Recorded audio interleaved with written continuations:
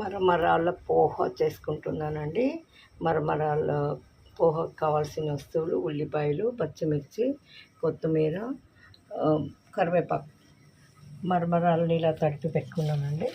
మెత్తగా అయ్యే వరకు తడపాలండి. దీన్ని ఒకేసారి కడుపులు 2-3 సార్లు కడుక్కోవాలండి. దీన్ని పోపు వేసుకునేదానికి మూకుడు పెట్టుకున్నానండి. నూనె వేసుకున్నాను. నూనె వేడెక్కిందండి. పోపు గింజలు వేసుకున్నాను. కోసి పెట్టిన ఉల్లిపాయ, పచ్చిమిర్చి వేసుకోవాలండి. పోపులో కరివేపాకు, పచ్చిమిర్చి, ఆనియన్ వేసుకున్నానండి. ఫ్రై చేసుకోవాలండి కొద్దిగా. నిమ్మపండు వేసుకునే వాళ్ళు పులుపుకి నిమ్మపండు వేసుకోవచ్చండి. దీంట్లో చింతపండు కూడా వేసుకోవచ్చండి. పసుపు వేసుకున్నానండి. ఉప్పు వేసేసుకుంటాను. రుచికి తగినంత ఉప్పు వేసుకోవాలండి. నానబెట్టిన మరమరాలని పిండి వేసుకున్నానండి. పోపులో కలిపేస్తాను. పుట్నాల పప్పు పొడి చప్పటిదండి వేసుకున్నాను. కొత్తిమీర వేసుకున్నాను. మరమరాల పోహ రెడీ.